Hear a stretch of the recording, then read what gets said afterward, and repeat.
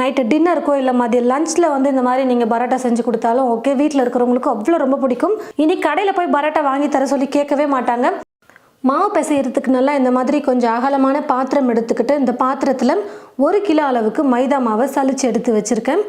கடையில் நீங்கள் ஃப்ரெஷ்ஷாக வாங்கிட்டு வந்து யூஸ் பண்ணுற மாதிரி இருந்தாலும் ஒரு முறை சலிச்சுக்கோங்க. தேவையான அளவு உப்பு சேர்த்துக்கிறேன். 1.5 டீஸ்பூன் சர்க்கரை சேர்த்துக்கிறேன். ஒரு முட்டை வந்து பார்த்திங்கன்னா எடுத்து வச்சுருக்கேன். இப்போ இந்த முட்டையை உடச்சி சேர்த்துக்கலாம். ஏற்கனவே நம்ம சேனலில் பரோட்டா வந்து பார்த்திங்கன்னா அப்லோட் பண்ணியிருக்கோம். அந்த ரெசிபியில் வந்து பார்த்திங்கன்னா முட்டை, பால் எதுவுமே நம்ம சேர்க்காமல் செஞ்சுருப்போம். ஒருவேளை நீங்கள் வெஜிடேரியனாக இருந்தீங்க அப்படின்னா அந்த பரோட்டா ரெசிபியோட வீடியோ வந்து நான் உங்களுக்கு டிஸ்கிரிப்ஷனில் கொடுக்குறேன். அந்த வீடியோ போய் பாருங்கள். 50 ml பால் வந்து நான் எடுத்து வச்சுருக்கேன். பாக்கெட் பாலாக இருந்தால் நீங்கள் அப்படியே சேர்த்துக்கலாம். பசும்பாலாக இருக்கும்போது நீங்கள் காய வச்சுட்டு சேர்த்துக்கோங்க. முதல்ல இது எல்லாத்தையும் சேர்த்து மாவோட நல்லா கலந்து கொடுத்துக்கலாம். எல்லாத்தையும் மாவோட சேர்த்து கலந்து கொடுத்ததுக்கப்புறம் தண்ணி கொஞ்சம் கொஞ்சமாக சேர்த்து மாவு வந்து பிசைஞ்சிக்கிறேன். ரொம்ப கெட்டியாக இல்லாமல் கொஞ்சம் சாஃப்டாக இருக்கிற மாதிரி மாவு பிசைஞ்சிக்கலாம். தண்ணி கொஞ்சம் கொஞ்சமாக சேர்த்து மாவு வந்து பார்த்திங்கன்னா நல்லா பிசைஞ்சு எடுத்துக்கிட்டேன். இப்போது 4 டீஸ்பூன் அளவுக்கு எண்ணெயை சேர்த்துட்டு நல்லா இந்த மாதிரி கொஞ்சம் மாவு காயாமல் இருக்கிறதுக்கு தடை விட்டுக்கலாம். 1 மணி நேரம் ஆச்சு மாவு வந்து நல்லா ஊறட்டும். அப்படியே மேலே ஒரு பிளேட் போட்டு மூடி வச்சிடலாம். நல்லா 1 மணி நேரத்துக்கு மாவு நல்லா ஊறட்டும்.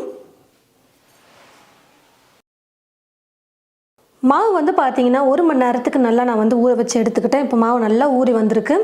இப்போ நம்ம மேலே வந்து சேர்த்துருந்தோம் பார்த்திங்களா, அந்த எண்ணெயை வந்து நல்லா மாவோடு சேர்த்து நல்லா கலந்து கொடுத்துட்டு சின்ன சின்ன உருண்டைகளாக பண்ணிக்கலாம். இந்த மாதிரி நம்ம ஒரே மாதிரி மாவு வச்சு இப்படி ப்ரெஸ் பண்ணி எடுக்கும்போது அளவு வந்து பார்த்திங்கன்னா உருண்டை நமக்கு ஒரே மாதிரி கிடைக்கும். இங்கே மேலே வந்து நமக்கு எந்த அளவுக்கு உருண்டை வேணுமோ அந்த அளவுக்கு நம்ம ஃபஸ்ட்டே நம்ம ப்ரெஸ் பண்ணும்போது அதே அளவு பார்த்து நம்ம ஒவ்வொரு முறை மாவு எடுக்கும்போது நமக்கு கரெக்டாக ஒரே அளவில் வந்து பார்த்திங்கன்னா நமக்கு மாவு வந்து உருண்டை பண்ணி எடுக்க முடியும். எல்லா மாவையும் நான் வந்து பார்த்திங்கன்னா இந்த மாதிரி உருண்டை பண்ணி எடுத்து வச்சுக்கிட்டேன். மொத்தமாக மாவை பிசைஞ்சிட்டு 1 மணி நேரம் ஊற வச்சதுக்கப்புறம் இது போல் உங்களுக்கு பரோட்டா எந்த சைஸில் வேணுமோ அதுக்கேற்றது போல் உருண்டைகள் பண்ணி வச்சதுக்கப்புறம் இதுக்கு மேலே கொஞ்சம் எண்ணெயை வந்து நல்லா அப்படி ஊற்றி விட்டுட்டு 1 மணி நேரத்துக்கு ஊற வச்சுக்க போகிறேன். நீங்கள் 1 மணி நேரம் அப்படி இல்லைனா அரை மணி நேரத்துக்கு மாவு வந்து ஊற வச்சா போதும். ஒரு 3-4 டீஸ்பூன் அளவுக்கு எண்ணெயை வந்து இந்த மாதிரி மாவு மேலே சேர்த்துட்டு நல்லா 1 மணி நேரத்துக்கு நான் ஊற வச்சுக்கிறேன். பாருங்கள் ஃப்ரெண்ட்ஸ், 1 மணி நேரத்துக்கு மாவு நல்லா நான் வந்து ஊற வச்சு எடுத்துக்கிட்டேன். மாவு நல்லா சாஃப்டாக ஊறி வந்திருக்கு. இப்போ பரோட்டா செய்ய ஆரம்பிச்சிடலாம். நல்லா மெல்லிஸாக வந்து இந்த மாதிரி தேய்ச்சி எடுத்துக்கலாம்.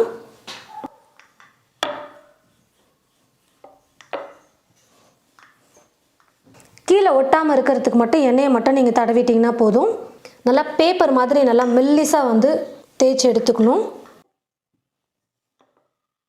நல்லா பேப்பர் மாதிரி நல்லா இது போல் தேய்ச்சி எடுத்ததுக்கப்புறமா கத்தியை வச்சு நல்லா மெல்லிஸாக இது போல் கட் பண்ணி எடுத்துக்கலாம்.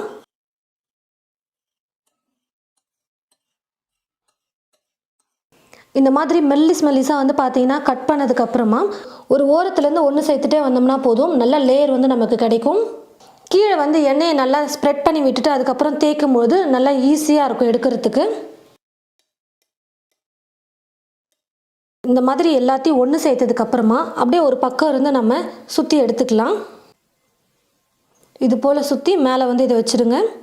இதே மாதிரி ரெடி பண்ணி ஒரு பக்கமாக வச்சுக்கிட்டோம்னா பரோட்டா தட்டி போட்டு சுடுறதுக்கு கரெக்டாக இருக்கும். நம்ம தேய்க்கிறதுக்கு கீழே வந்து பார்த்தீங்கன்னா நீங்கள் ஒரு பிளேட் திருப்பி போட்டு கூட தேய்ச்சிக்கலாம். அப்படி இல்லைனா சப்பாத்தி தேய்க்கிற கட்டையில் கூட நீங்கள் தேய்ச்சிக்கலாம். மாவு தேய்க்கிறதுக்கு முன்னாடி நல்லா இந்த மாதிரி எண்ணெயை ஸ்ப்ரெட் பண்ணி விட்டுட்டு தேய்க்கும் போது எடுக்க ரொம்ப ஈஸியாக இருக்கும்.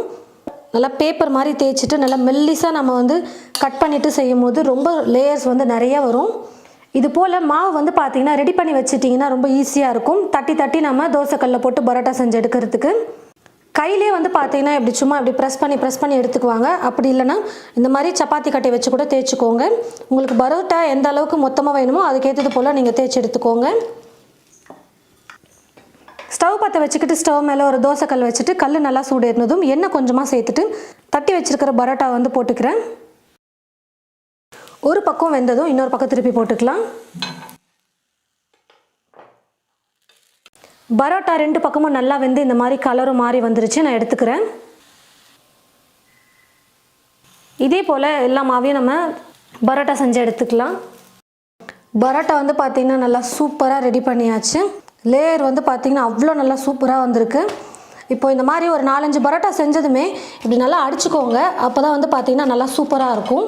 நல்லா சுட சுட அடிக்கும் போது நல்லா சூப்பராக இருக்கும். சுட சுட செஞ்சுட்டு இந்த மாதிரி நல்லா அடிச்சுட்டு ஒரு பிளேட்டில் சர்வ் பண்ணிட்டிங்கன்னா போதும். பாருங்கள் பரோட்டா நல்லா லேயராக எவ்வளோ சூப்பராக வந்திருக்கு. எத்தனை லேயர் பாருங்கள், எந்த அளவுக்கு லேயர்ஸ் வந்திருக்கு பாருங்கள். நல்லா வெந்தும் வந்துருச்சு. நல்லா சுட சுட இது போல் நைட்டு டின்னருக்கோ இல்லை மதியம் லஞ்சில் வந்து இந்த மாதிரி நீங்கள் பரோட்டா செஞ்சு கொடுத்தாலும் ஓகே, வீட்டில் இருக்கிறவங்களுக்கு அவ்வளோ ரொம்ப பிடிக்கும்.